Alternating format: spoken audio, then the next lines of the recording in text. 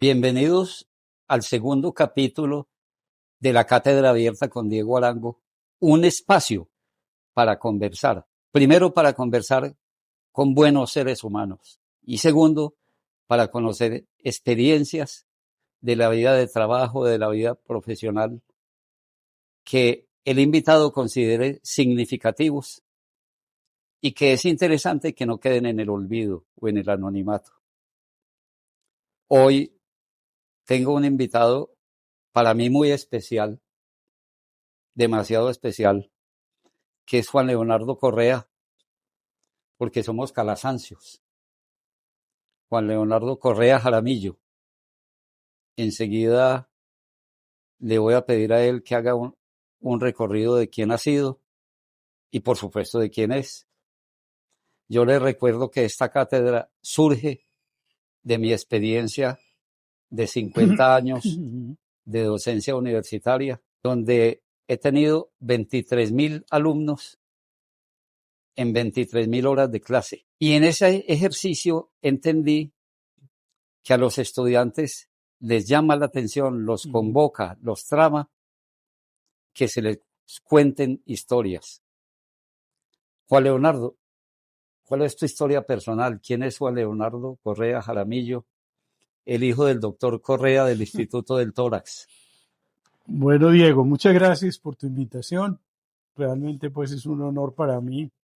Y básicamente es como lo siguiente. Yo soy hijo de una familia, padre y madre, como decimos en esa época, porque ya fallecieron, obviamente, presentes, 6 hermanos y una familia con valores, una familia donde nos enseñaron particularmente no solamente esos valores, sino que también a respetar y a tratar bien a la gente. Yo creo que son dos cosas, sumadas a los valores que me han servido y a todos mis hermanos, pues también en la vida. Presentes, con valores y con buen trato. Sí, señor. Y mi papá, como médico y con un sentido social muy grande, pues sí que ejercía el tema del buen trato y el respeto. Entonces, yo pues estudié en el Colegio Calazán, hice kinder, toda la primaria, todo el bachillerato, como tú bien lo dijiste, con los padres escolapios. Y posteriormente entré a la Universidad de Medellín, estudié Administración de Empresas y rápidamente, estando en la Universidad de Medellín en tercer año, ingresé al mundo laboral en Textiles Pepalfa, que era una compañía muy grande de esa época, que tenía varias divisiones. Ahí estuve varios años. Cuando tenía 25 años, me nombraron gerente de una división, que era la de la fábrica de calcetería. Eh, eh, Ahí permanecí hasta que en el mundo laboral seguí a aceptar una oferta que me hicieron de ser el gerente general de Chelmar de De Colombia, Chelmar. que era una compañía que se había acabado de nacionalizar, era una compañía americana y no sé por qué, pero bueno, allá llegué, allá estuve varios años. Fue una escuela, tanto Pepalfa, pero ya Shelmar era una compañía todavía muchísimo más grande, con temas de sindicatos, etcétera. Y posteriormente, estando ahí varios años, casi 7, lo mismo casi que en Pepalfa, decidí hacer una aventura porque tenía la idea de ser empresario, De emprender. de emprender, con dos amigos que habían trabajado conmigo, que conocían el mundo de los calcetines. Creamos una pequeña empresa, pequeñísima empresa desde el primer día. Creo que no tendríamos sino como 2 maquinitas viejas o 3, ¿sí? Entonces, de todas maneras, eso fue para mí un tema de vida que es importante, porque pasar de una compañía y de la casi gerencia general de una compañía muy importante, muy grande, pues a un emprendimiento que cabía, pues. Eh, pero así como fue un cambio, también fue de grandes lecciones de vida. Y estando en esa pequeña y mediana empresa, entré al mundo de la pequeña y mediana empresa y en esos avatares fui elegido en la Junta de la Asociación de Pequeñas y Medianas Empresas, ACOPI, y fue elegido presidente en Antioquia. Y dentro de ese transcurrir en ACOPI, fui nombrado presidente de la Junta Nacional, donde estuve también varios años en la Junta Nacional. Y, y bueno, ya ese mundo de la pequeña y mediana empresa me llevó a otro tema que no estaba esperando y era el sector público. En un tema que tenía mucha relación con pequeña y mediana empresa y que aún tiene, que es el Fondo Nacional de Garantías, una empresa industrial y comercial del Estado que otorga garantías a pequeños y medianos empresarios y, y estando precisamente en la presidencia de ACOPI, pues uno de los temas era tratar de buscarle ese nudo que ha sido toda la vida y sigue siendo, que es el crédito para la pequeña y mediana empresa. Entonces eso me llevó a ser interlocutor con el gobierno de esa época sobre temas del acceso al crédito y finalmente pues resulté de la noche a la mañana con un ofrecimiento de estar ahí. De manera que estuve en el Fondo Nacional de Garantías y ya con ese papel de pequeña y mediana empresa, ya de ahí me retiré, fui a Cotelco. En Cotelco fui el presidente el vicepresidente del área de formación y capacitación. Y posteriormente fui ya presidente de Cotelco y estando en la presidencia de Cotelco ocupé por 2 años un cargo que era honorífico, pero de todas maneras eh, tenía un valor simbólico muy grande, que es el de presidente del Comité de Hoteleros de Iberoamérica. Qué interesante. Esa agremiación se llama FADEGI y ahí están todos los hoteleros de Iberoamérica, pues incluido España. De manera que rápidamente ese es como el recorrido. Y te dije al principio como 4 palabras, que es lo que resume pues como quién soy yo, una persona que se formó en valores, una persona que se formó en, en, en ese trasegar de tratar bien a la gente, de respeto, y la actividad gremial me Y, llevó, no, y que te llevó a formar una bellísima familia. sí señor, una esposa que no me ha acompañado en todo este trasegar Nuestra y buena 2 amiga hijos, Beatriz. Beatriz. Y ese trasegar de la actividad gremial me enseñó algo fundamental. Tenía algo de herencia por mi padre, que es escuchar. Entonces, en la actividad gremial yo aprendí una cosa muy importante.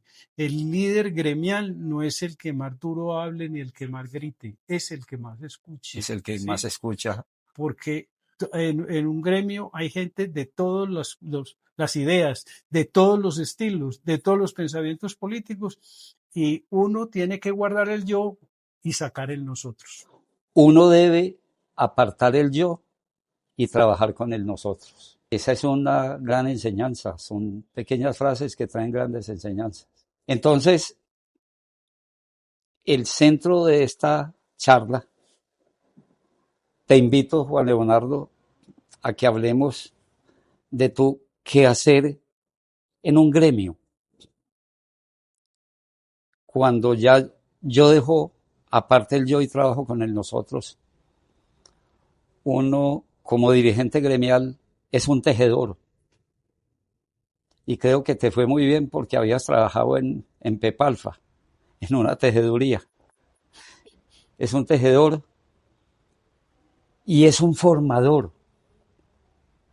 Más que un líder clásico, es un líder en la práctica para que la gente crezca en su empresa, en su entorno, en su micro, en su mediana, y así mismo va a crecer el sector. Entonces yo conozco de antemano porque participé tangencialmente en alguna de esas actividades, un trabajo muy importante de tejer un gremio como ACOPI y de tejer un gremio como Cotelco, para que personas que tal vez por primera vez salían del país conocieran otros escenarios, otras empresas, otras situaciones, otras culturas. Te invito a que hablemos de eso en esta cátedra y en otra ocasión hablamos de tu experiencia industrial.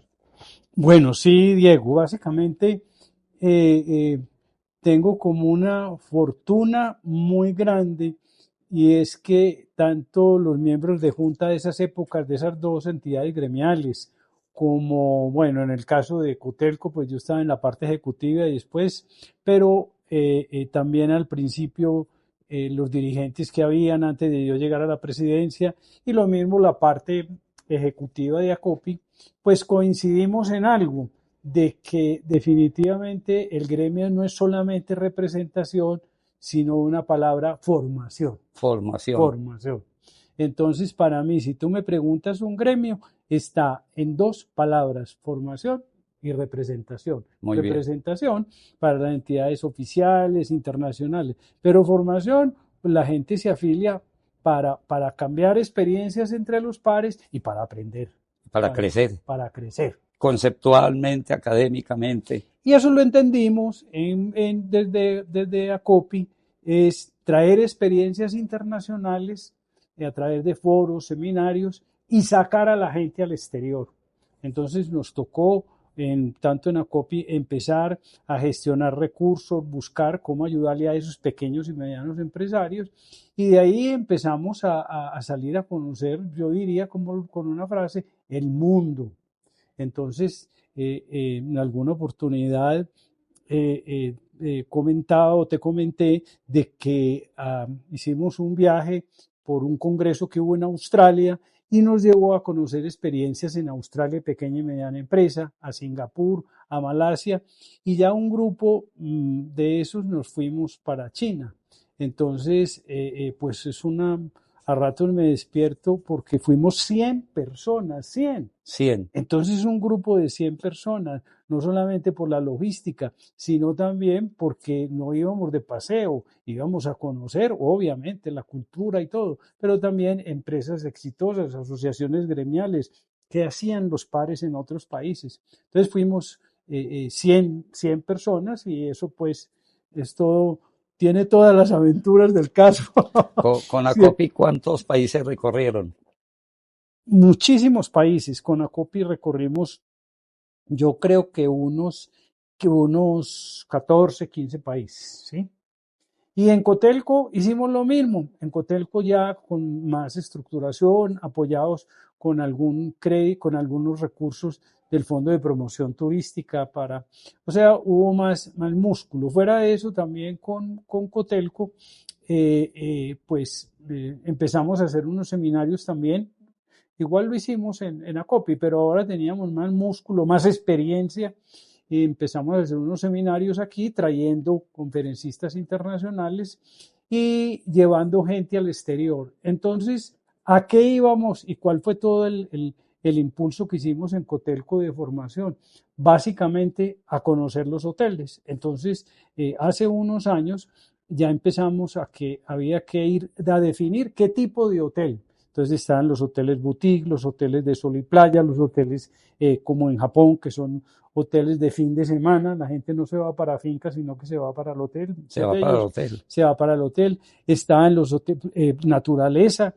Y empezamos a ver la agenda internacional fuera de hacer seminarios y esas conexiones y esas invitaciones nos llevaron también a que nos colaborara en otros países. De tal manera que en Cotelco varias cosas. Una, el Instituto de Formación que logramos, que venía ya trabajando en Cotelco de hace varios años, lo revitalizamos con un acuerdo con un instituto de formación de la Asociación de Hoteleros de Estados Unidos. Es un tema que todavía sigue, de manera que entonces allá viajaban muchos a formarse, iban a cursos de 20 días, 30 días, como también de allá venían y hacíamos seminarios intensivos de un año, pues partidos, fines de semana, etcétera. Entonces, entró esa definición de trabajo, hoteles de sol y playa, de naturaleza, de termalismo, hoteles boutique, hoteles para ejecutivos. Bueno, en ese momento empezamos a ver todo ese universo y prácticamente a organizar, viajar por todo el mundo, no solamente a conocer la experiencia, sino apoyarnos un poco con los pares allá y con los institutos de formación hotelera, tanto institutos de formación hotelera en Suiza, fuimos a Dubái con aproximadamente 30 empresarios a conocer la experiencia de hoteles de cierto nivel que llamamos 7 estrellas en Dubái, pero como también a hacer un curso en una de las universidades de formación hotelera que está en Dubái, y allá llevamos la gente a hacer cursos cortos, prácticamente 2 días y medio intensos. También tuvimos la oportunidad de viajar a Corea, ¿sí? Viajar con los empresarios de Cotelco a Corea para conocer un poco las experiencias y uno de los gremios hoteleros más formados, estructurados en Corea. Fuimos a, bueno, España, muchísimos países. En México en esa época era un referente de un tipo de hoteles para familia. Entonces fuimos también a México. Fuera de eso, como te digo, aprovechábamos para ver en esos países la gente tuviera no solamente la experiencia práctica, sino conferencistas, invitábamos empresarios, y fuera de eso también, pues la academia y los institutos de formación, pues tratábamos de hacer una agenda para que hubiera formación, parte práctica. Y otro tema también muy importante, que siento mucha gratuidad cuando lo veo, es el tema de marketing de ciudad, en el cual, Diego, tú fuiste también conferencista y ayudaste también a que esa idea empezara a cuajar en mí, porque realmente yo le llevé a Cotelco la propuesta de trabajarle al tema de City De City Marketing. Marketing, sí. Entonces, como tú te acuerdas, hicimos en Cali un congreso muy grande, Muy bueno. fueron 420 personas, un congreso sinceramente eh, que, vinieron unos conferencistas internacionales que marcaron una pauta. ¿Y por qué? Porque también vimos, y esto pues hay que abonárselo al presidente de esa época, yo estaba en la parte de formación, que era Jaime Alberto Cabal, identificamos que es que un gremio como Cotelco es una visión de país. Entonces, ahí entran las regiones, ahí entran las culturas, ahí entra todo lo que se mueve, Y luego fuimos a Rosario, Argentina. Y luego estuvimos entonces ya llevando empresarios hoteleros a hacer cursos a Argentina. No, y al Congreso Y en Rosario. claro, y fuimos a Rosario, Argentina, a un congreso.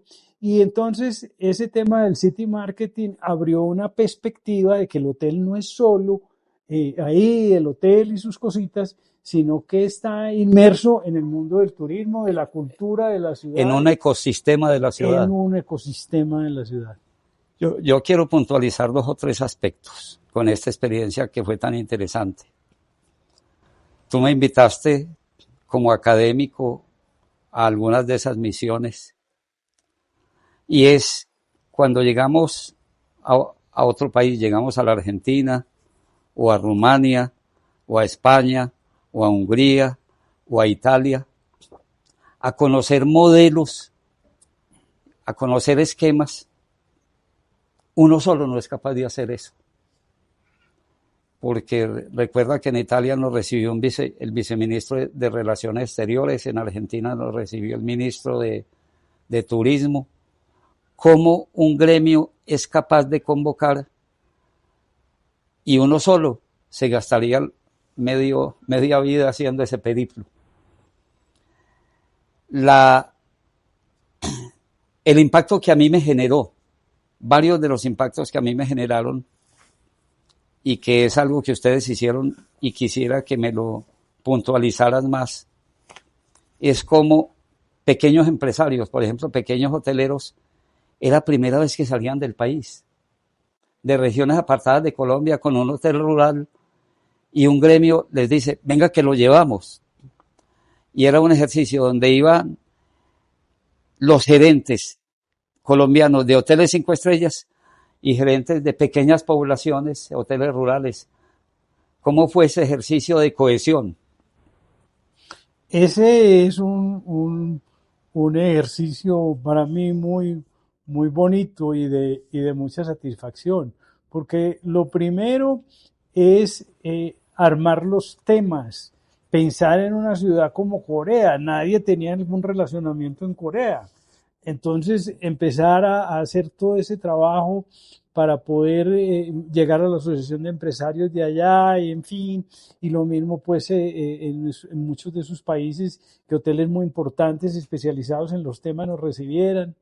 Y lo otro, el lograr que realmente la gente eh, eh, y como tú dices, armar a grupos no para no solamente ir a la visita, sino que cuando regresaran aquí quedaron haciendo muchos grupos de trabajo, muchas relaciones y mucha sinergia en lo que tú dices, entre el hotel grande y y el hotel pequeño. Sí. O sea que aprendieron allá, vieron experiencias comunes y porque la idea era no solamente ir a los grandes hoteles, visitábamos también hoteles medianos o pequeños Como en Italia, exitosos, hoteles como rurales. en Italia, hoteles rurales, como en Costa Rica, hoteles de naturaleza muy grandes o muy pequeños. Pero, pero se llevaba siempre el balance porque, como tú dices, iban grandes y pequeños empresarios. Pero también la construcción final era como seguía, como al regresar aquí, seguían interactuando, pero también lo que decíamos ahora, no solamente el esquema era salir, sino también mucha gente no podía por algunas circunstancias salir, pues hacíamos ese tipo de eventos aquí. Una experiencia que a mí me parece que impactó y que generó desarrollo en Colombia, quisiera preguntarte, es el ejercicio de los hoteles termales en Rumanía y en Hungría. Como en Colombia, cuando la gente iba a un termal, todavía parcialmente se da, van, están toda la tarde y llevan una botella de guaro. Y uno llega a un hotel en Budapest especializado en medicina a partir de las aguas termales y la terapia dura 8 días o 2 semanas. Cuéntanos un poco de eso. Bueno, el tema de termalismo surgió por eso, porque de todas maneras aquí en Colombia hay termalismo todavía no tan desarrollado, eh, pero hay una oportunidad para el tema de termalismo y de hecho esas misiones que se hicieron tanto a Rumanía como a Italia, ¿sí? Como algunos otros A la países, misma España, en la la región de misma Oruense. España, en la región de Orense, eh, y en algunos otros sitios llevaron como a despertar ese tema de que teníamos algunos hoteles, como el caso de Boyacá, donde eran hoteles pues que tenían como la piscinita, o Manizales también, O o Manizales también. Manizales. Entonces, y algunas otras regiones.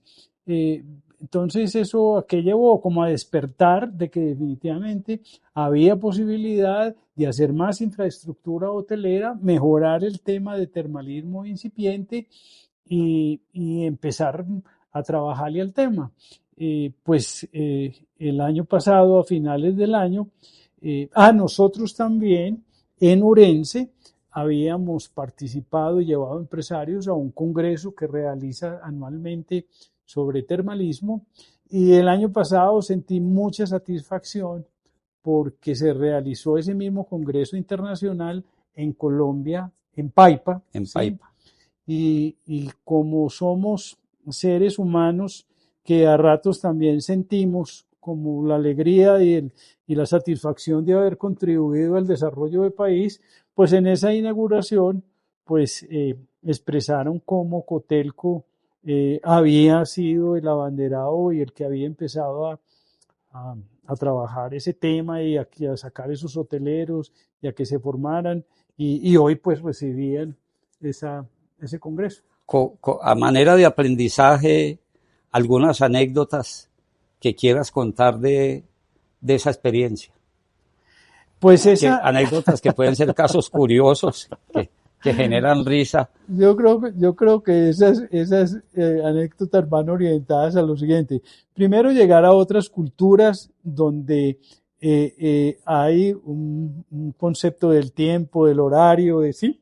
Entonces, cuando tú viajas con tantas personas y llegas a un instituto, como nos sucedió en Dubái, en el Instituto de Hotelería, la cita era, no recuerdo si exactamente eran las 7:30 de la mañana, y entonces, pues, algunas personas dijeron, no, cuando iba a salir el bus, pues no estaban listas, dijeron, allá les caemos, ¿sí? Yo Como un llego en un sentido taxi. muy paisa Sí. nuestro. ¿Y qué pasó? Que nosotros llegamos a las 7:15, entramos a un salón y curiosamente cerraron las puertas, ¿sí?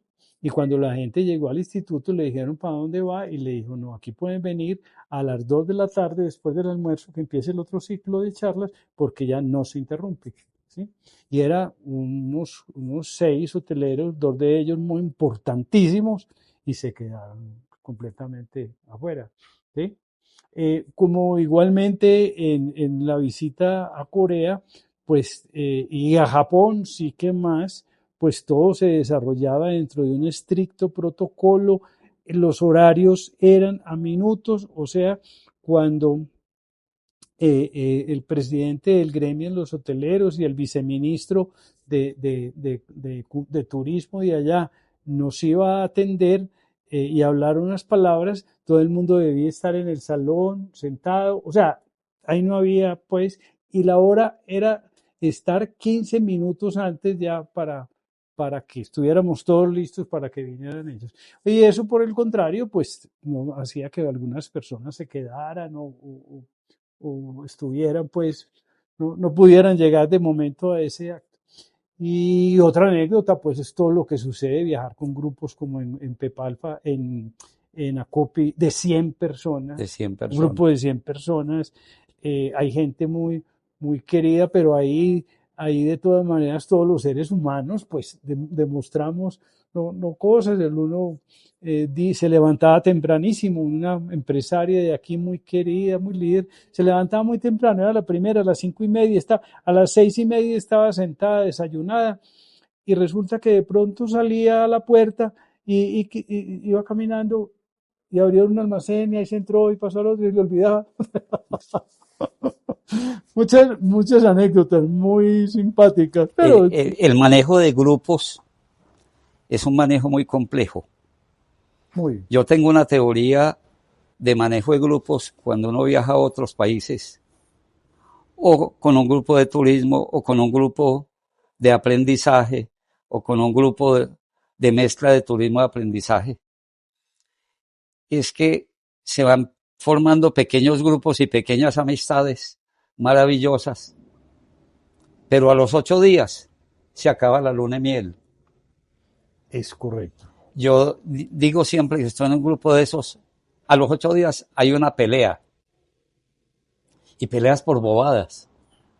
Como se comparten habitaciones, usted dejó la toalla en el piso, usted prende la televisión y yo estoy dormido, pero son peleas irreconciliables. ¿Cómo es el ser humano, no? Eso es verdad, y eso ocurre, y esa es la experiencia de muchas cosas que nos ocurrió en esta infinidad de viajes en que tuve la oportunidad de estar presente, y es así, el ser humano de todas maneras, de un momento al otro, o también los temas de comida, por ejemplo, en China, en la época en que nosotros fuimos con esos empresarios, pues no podíamos escoger, íbamos a un hotel intermedio, y muchas veces la comida estaba pues eh, diseñada, y no había como mucha manera de elegir de pronto otra cosa, a no ser de que usted saliera y lo... Entonces hay personas que se molestan, o sea, ya se van cargando la Se van convivencia cargando. en algún momento dado, pues entonces en un viaje dijimos, hombre, démosle gusto a las personas, estaba contratado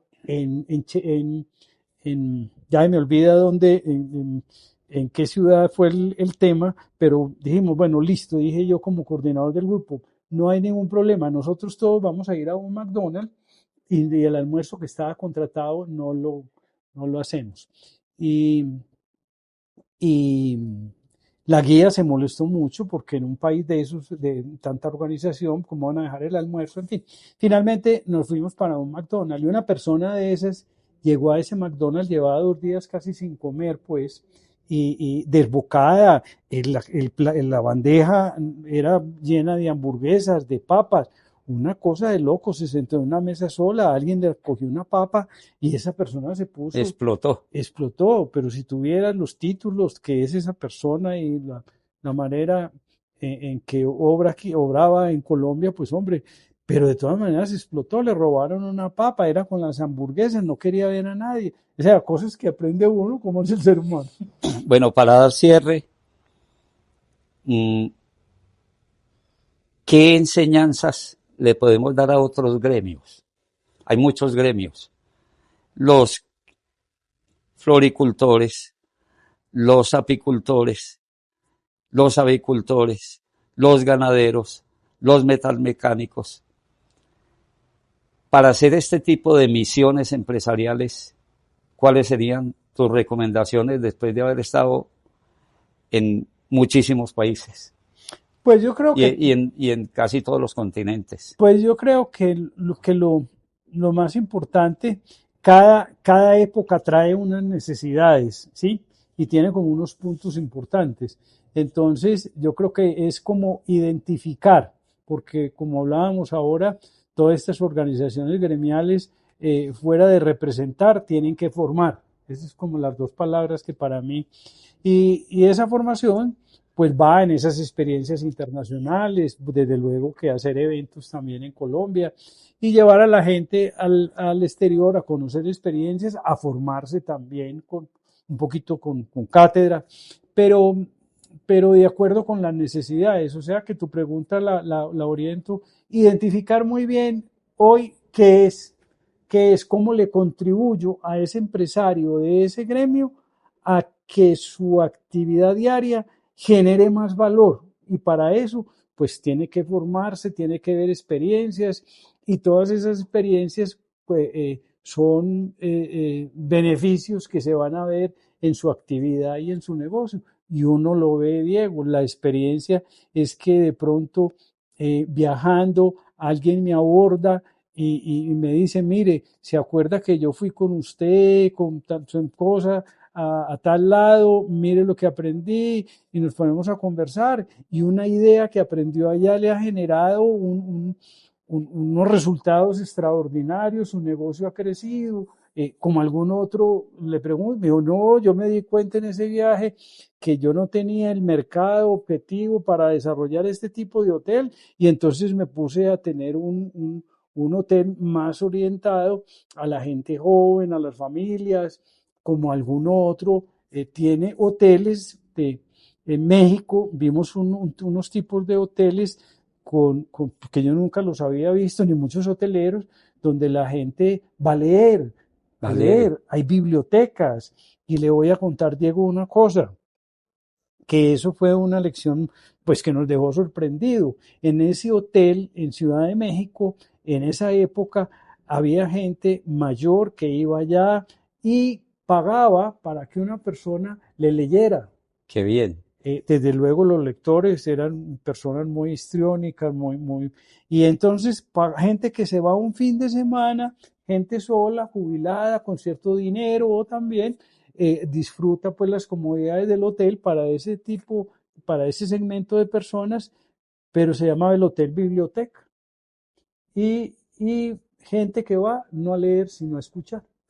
Hay un montón de oportunidades y de escenarios bellísimos, ¿no? Eso es una locura. Es que el mundo del turismo y el mundo de la hotelería va muy relacionado como a todo el ámbito del ser humano.